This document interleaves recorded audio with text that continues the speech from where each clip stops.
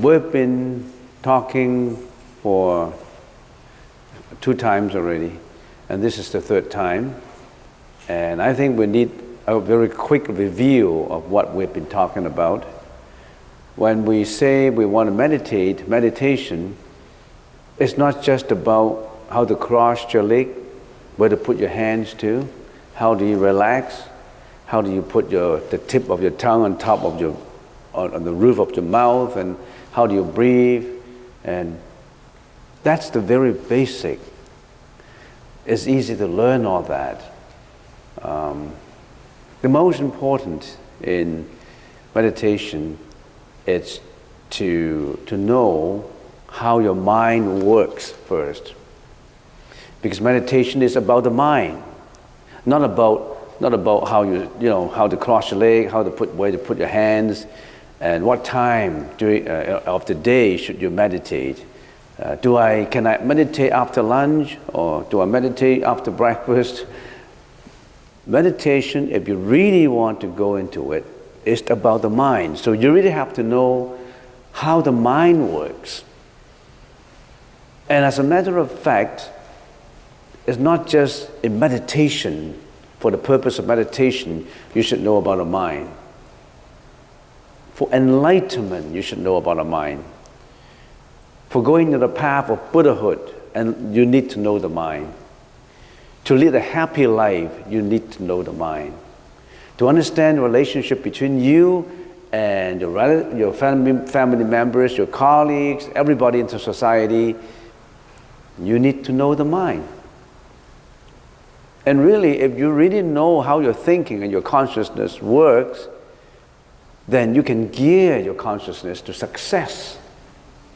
If you're doing temporal affairs, you're doing business, you're doing studying, that's what we call, in North America, motivation, how to motivate your mind to do whatever you want. This is a small part of the Buddhist teaching about motivation. How does our thinking, our consciousness works? We have sensory organs. When our sensory organs interact with objects, when our sensory organs, our eyes, our ears, our nose, our tongue, our body, our mind, the mind has the brain, and the brain is the sensory organs too. So when all our sensory organs interact with the outside world, when you are speaking, when you are acting, when you're driving, whatever you do, every aspect of you, of your action, of your interaction, you interact with objects. When your sensory organs interact with objects, if you pay attention, if you really pay attention, what arises? Consciousness arises. Consciousness arises. And if you take a closer look at it, the consciousness, when it arises, it attached to the objects. When I say it attached to the object, at the same time, when this interaction, there is concurrent mental functions working in your mind, which would induce you to attach to the objects, which induce you to be angry when you are shouted at, which induce you to be greedy when you want to take something away, take something that does not belong to you away. When you're attached, you don't let go of it. You attach emotionally, because of the consciousness is emotional. You may not know about it, but that's what happened. And then at the same time, your consciousness also depend on the sensory organs. Without sensory organs, you cannot see. Without eyes, you can't see. Without tongue, you can taste. Without nose, you can smell. So really, the arising of the consciousness depends on the sensory organs. And of course, if you want to get into detail, sensory organs is further categorized or divided into 2 categories. One, it's the outer material part of it, which is really the nose that you can touch, the ears that you can touch, the eyes that you can touch. There's another part which is the nervous systems of the sensory organs that you cannot touch. Yeah, you can do it medically when you operate on the nose, operate on the eyes, but as a normal person, we cannot touch the nervous systems of the eyes. So actually the sensory organs, it's in two parts. One is what you can see and what you cannot see outwardly. And then we say sensory organs are these: eyes, ears, nose, tongue, body, and mind. Of course, the body includes not just of the body, but of the internal organs. Your heart, your spleen, your lung, everything. And then your eyes corresponds to matter, whatever there's obstructions. Matter means obstruction, it obstructs space. It takes up space. Molecules, protons, electrons, to take up space, they have obstructions.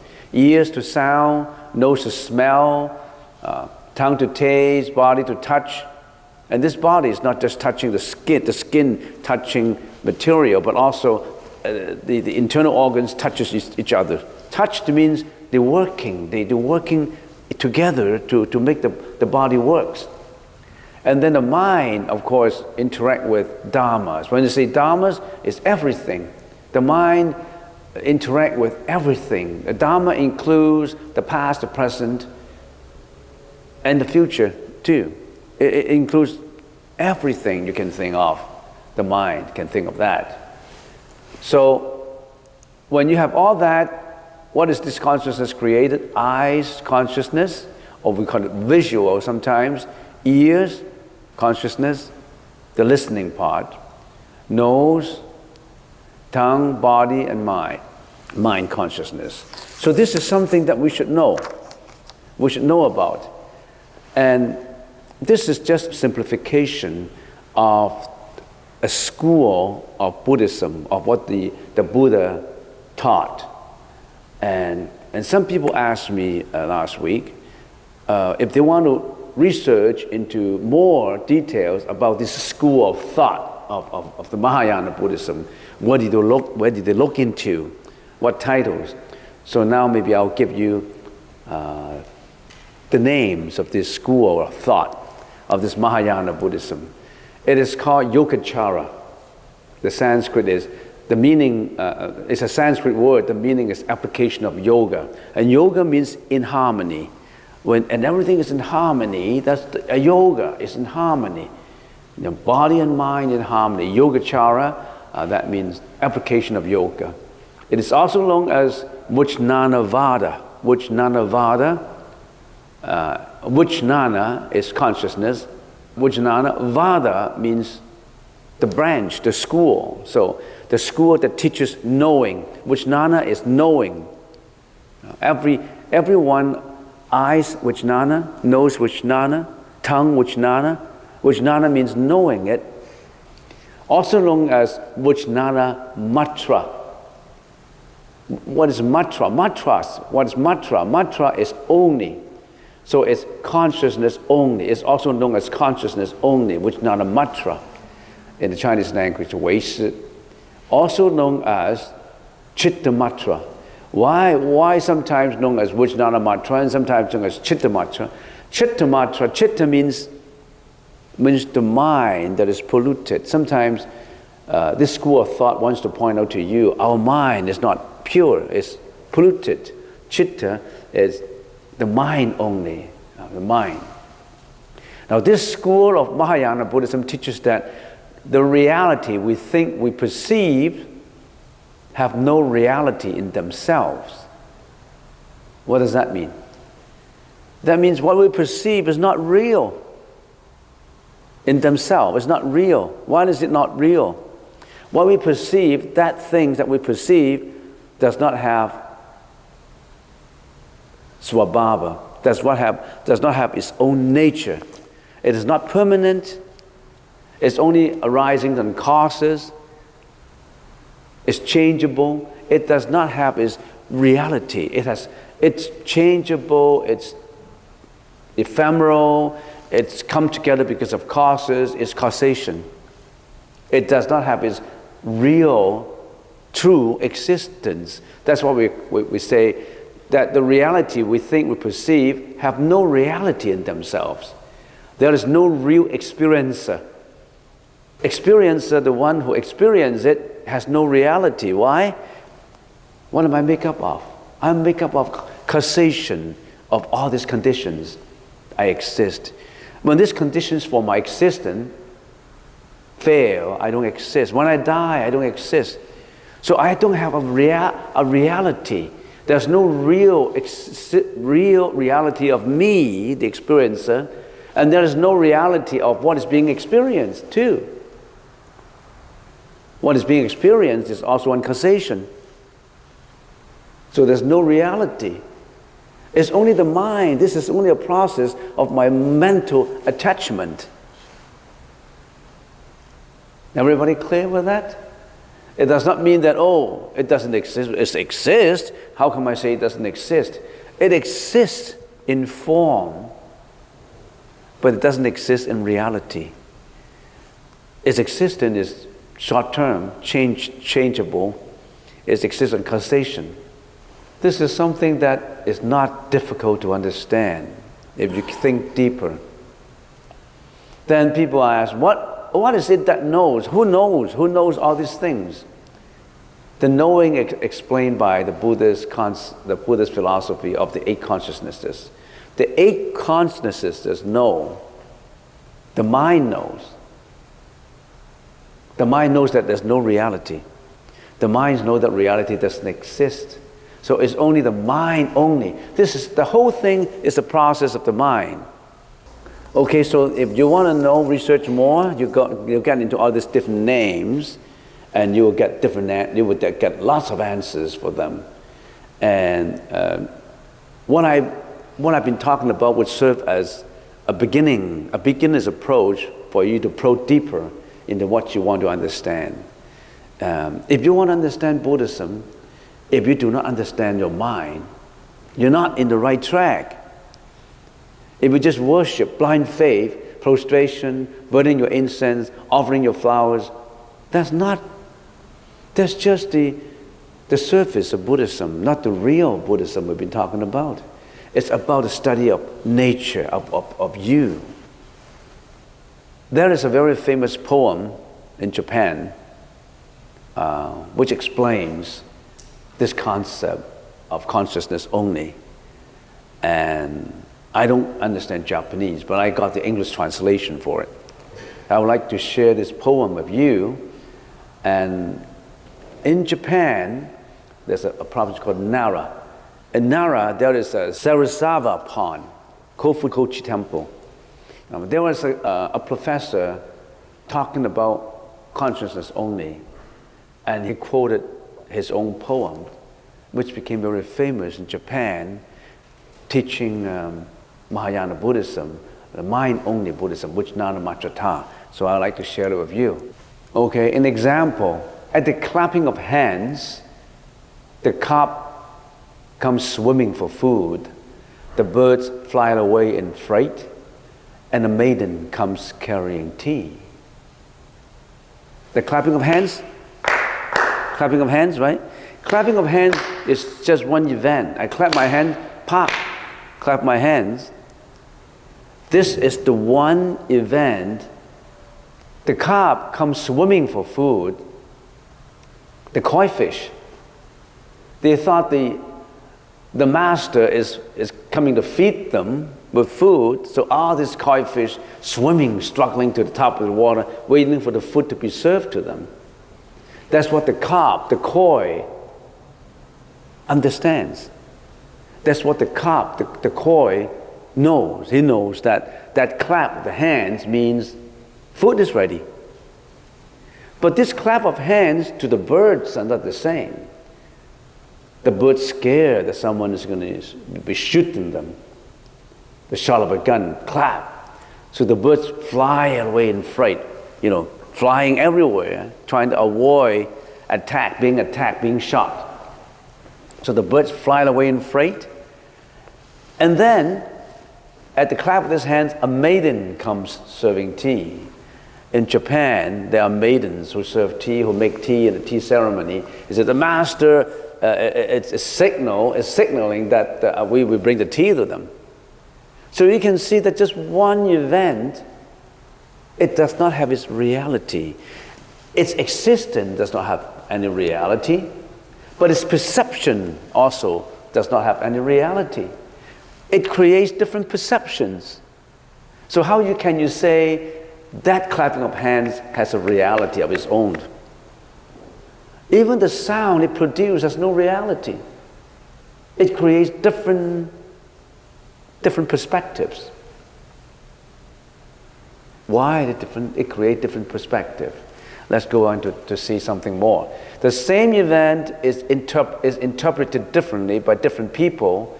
The reality as we understand it is all defined by our mind's interpretation of things. We project our knowing of reality constantly.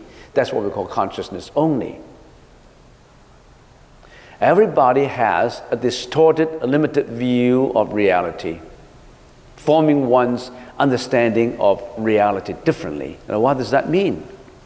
The koi fish, he thought that's the same event. He thought food's going to be served. The maiden comes carrying tea, and the birds fly away in fright. They all have different perception, different understanding. Why? Because they have different karma. The birds reincarnate into birds is because of causation, because of many reasons, many karma they created in the past and present. And the way they understand it is based on their survival. So every karma is different. Who created this karma? God? No, you yourself created this karma for you. Nobody else. So your karma is different, your past actions were different, what you have done is different. You're responsible for your karma. The reason why you're poor now, the reason why you're so hectic in your life, the reason why you fail, or the reason why you're so successful, the reason why you had a divorce, the reason why somebody had a family, a happy family, all this is because of karma, of what you have, of all the causes that you have created for yourself. You are the master of your own destiny. You wrote your own script.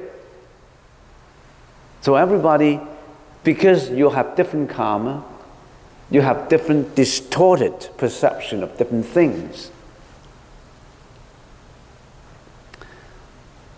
Because everybody has a different internal commentator in their mind. When they look at things, they comment on it. This is good, this is bad, this is what I want, this is what I hate, this is what I love. They have an internal commentator that carry this distorted, limited, biased view. And they are different. And every time when you see things, every time when you perceive, when you listen, when you think, this internal commentator will give you the bias, will affect you.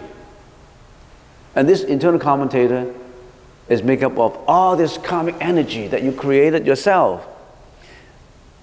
Don't blame God for a bad internal commentator. For a commentator that's so biased, so angry, so jealous, so depressed, so sick, or for a commentator that is so intelligent, so enlightened. You got your own internal commentator in every one of you. The problem is our belief in the infallibility of our own experiences, not the experience themselves necessarily. So the clap of the hands is not shooting at the birds. The clap of the hands is objective. It's you who is subjective. A few bad words of yelling and shouting and scolding, those words are objective. They're not poisonous, but your mind treats it as poison and you act with anger. If somebody yells at you, when you're driving on the road and somebody yells, do you know how to drive? Yell at you and all that. It depends on how you took those words. Those words are not poisonous. It's your mind that poisons those words. You want to stop and you want to fight, you want to honk. You want to yell back. And in the process of doing all this, you lost your mind, you ran into a lamppost, or you bumped into somebody, or you're actually involved in a fight. And then the police came and we created more karmic energy. And blood all over the place. Or you were drunken driving. Oh, so much to talk about in these things. So that's an example of consciousness only. And then we say, okay, when I look at something, my thinking processes, I interact with external. And how does my internal work? The Buddha gave us details as to how our mind works. If you know how your mind works, then you can reform your mind. Not only when you know how your mind works, can you reform your mind. If a prisoner wants to be transformed into an ordinary, good, virtuous person, he has to change. He has to understand that his conduct is bad. So you really have to understand your mind. How your mind actually... It's easy to know that all my senses interact with outside. Then how do my inside work?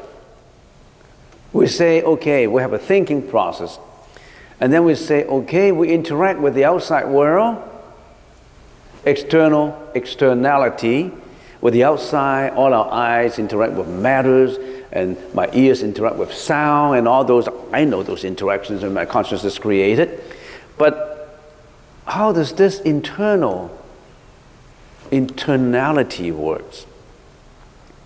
Let's get into more details of that. Then if we get into more details, then we know how the mind works, and when we do meditation, we know all the problems. Then we can stop the problems and create this purity. We call it the cognition process.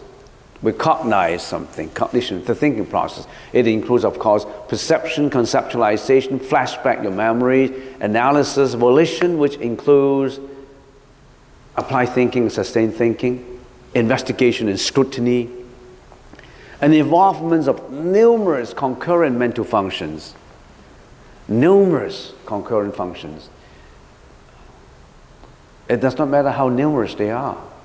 The Buddha went into detail of this numerous concurrent functions and let us know more about it so that we can tackle them. But before we get into the concurrent mental functions, we say generally we have a subject and an object. The subject is the experiencer. The object is that being experienced. And when we're doing this thinking process, there's interactions, and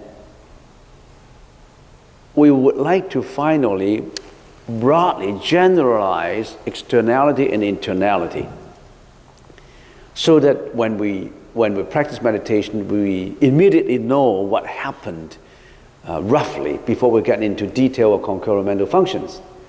So we want to get into the 4 aspects of cognitions and 3 kinds of objects that we experience. And actually we're getting into a very, very advanced psychology course. But that's Buddhism.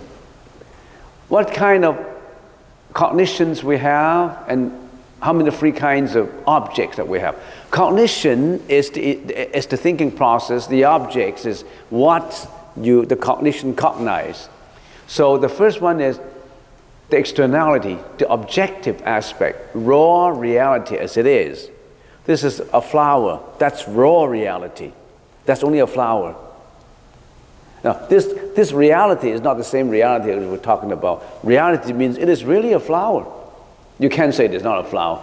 The objective aspect of it is a flower. The second is the subjective aspect, the sensory perception of reality. The objective aspect is 相分. The subjective aspect is 见分. The witnessing aspect is cognition of this perception. 自证分. The re-witnessing aspect, thoughts that follow cognition, is 正知正分. Let me give you an example. If you're looking at a watch, you want to say, okay, this is now, they're looking at the clock, this is, say, 11 o'clock.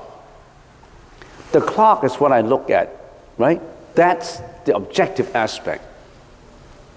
这个是相分. That's the objective aspect. 这个是相, 外相, objective aspect. The clock as it is. And then, who sees the clock? The subjective aspect, the sensory perception of that clock in my eyes. That's the subjective. My eyes is subjective. See that, my eyes is 见分. The witnessing aspect, cognition of this perception, because, oh, it's 11 o'clock. I know it's 11. I know this is 11 o'clock. Because immediately I know. The real witnessing aspect is 正知正分, thoughts that follow. And then I voice it out in my mind. Oh, it's 11 o'clock. Because my eyes look at that object, my subjective look at that, and then in my witnessing, oh, it's 11 o'clock. I haven't spoken it out, I haven't confirmed it, and then I say, oh, it's 11. That's the re-witnessing part of it. We always go through this process. We see Mr. Cheng, my eyes see Mr. Cheng is the objective aspect, and my eyes see it as a subjective aspect, and then I cognize that's a person, that is a witnessing aspect, and then I say, this is Mr. Cheng, re-witnessing aspect. You understand? That is how cognition works. And of course, this is the generalization of how cognition works. And then objects, as they are themselves, they are the raw experience, that's the clock.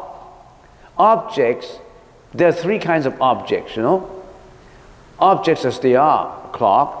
Objects that are illusion. What are these objects that are illusion? Give me an example. Can you give me an example? As objects that are illusion, because there are three kinds of objects. Objects that are real, they're raw experience. This is a computer. This is a room. How can you say it is not a room? This is objects as they are themselves. Xing, Jing. Another kind of objects that are illusions. What are these objects? I'm dreaming. I'm sleeping and I'm dreaming. I dream of Hong Kong. That in my mind is an illusion. It's a dreamt image. Not even a shadow is a real shadow, you know. But when I dream of, say, downtown, I'm dreaming of the Colosseum in downtown, and that is an illusion in my mind. That's an object of illusion in my mind. There's no downtown in my mind. There's no Colosseum in my mind. There's just an illusion, right? Okay. The third is objects that are originally derived from raw experience but falsely perceived. 代至圣旨, 代至净. What is these? Objects that are originally derived from raw experience but falsely perceived. Now, if I say a distant mountain, not a distant mountain, that's just something simple. Yes? A mirage? Yeah, mirage. Yeah, a mirage. Another example is, say, if I see a shadow with horn there, I say, that's a cow. There's a cow. But it's something that it carries the original experience, the originality of it, but it's falsely perceived. There's some smoke in there, but there's no fire. Oh, there's a fire, but only smoke, but of course there's no smoke without fire. But if you go into a corner and it's just shadow of horn, you think there's a cow in there. It carries a little bit of the raw experience, but it's not actually a the experience itself, is falsely perceived. It's different from illusion. Illusion is something that is not telling anything that is of the real experience. For example, a mirage. A mirage is falsely perceived, right? But it carries a little bit of the climate, a little bit of the heated weather, a little bit of the wave. So it carries a little bit of the truth of the reality, but it's actually an illusion. That's a good example. An illusion is absolutely, you don't have any heat, you don't have anything. It's just an illusion. But a mirage is something that is only falsely perceived. But it still carries a little bit of the desert, because you can't see a desert mirage if you're not in the desert. So you carry a little bit of that reality. All objects are classified as that. No objects would not fit into these categories. This is number one. And I'm closing my eyes and I think about the Colosseum, I think about the City Hall, or the museum. That's the second one. It's an illusion or my dream. The third one is that Mr. Cheng in there? It's not. It's just a shadow. But there's a person in there. Mr. Cheng is a person, but that person throws a shadow, and I thought that's Mr. Cheng. It's wrong. It's falsely perceived, but there's a person's, walking by. They still carry a little bit of the reality. All objects are like that. All right? So this is what it is in understanding cognitions and the three aspects. And let us carry a little further into some details now. What are the concurrent mental functions? Because when we perceive objects, when our subjective is perceiving objective, what actually happened in our mind? This is regarding the externalities and how we perceive things. But what actually happened in the perceiving? What should happen in our thinking? The Buddha gave us this analysis. In the Chinese language, we call it Xin Suo. There's 51 in there. There's 51 of these concurrent mental functions. There's 51 of them in there. And there's omnipresent functions, 遍行, which include attention, contact, sensation, perception, and volitions. Object contingent functions, 别境. So we have desire, resolve, mentalness, concentration, and intelligence. Wholesome functions, 11 wholesome functions, and 4 indeterminate one, uncategorized functions. That is regret, sleep, investigation, and scrutiny. This is 51, these concurrent mental functions. Whenever your thinking process cognizes externalities, what happened to the internalities? All these things work. All these concurrent mental functions work.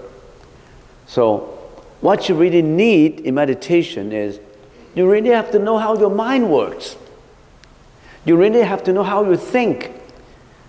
If you really know how you think, you are the master of yourself.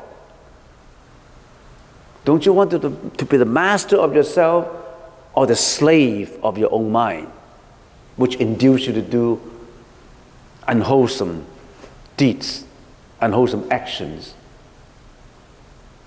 Okay, so I have a lot more to tell you, but I would like to stop at this point. What I'm going to tell you, we're going to analyze every one of these in details so that you know how you think, right?